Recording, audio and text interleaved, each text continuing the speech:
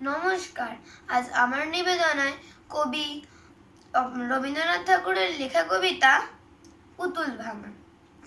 ৭-৮-২৭ আমি বলেছিলাম বলে গুরুমশাই আমার পরে উঠল রেগে জ্বলে।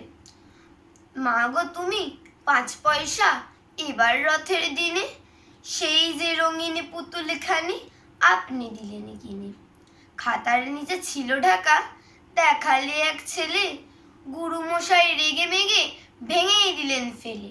বললেন তোর দিনরাত্রি কেবল যত খেলা, একটুও তোর মন বসে না পড়াশোনার বেলা। মা গো আমি জানাই কাকে, ওর কি গুরু আছে? আমি যদি নালিশ করি এক্ষুনি তার কাছে। কোনো রকম খেলার পুতুল নেই কি মা ওর ঘরে?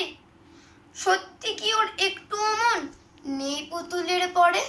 সকাল সাজে তাদের নিয়ে করতে গিয়ে খেলা, কোনো রকম পড়া করেননি কি কোনো রকম হেলা?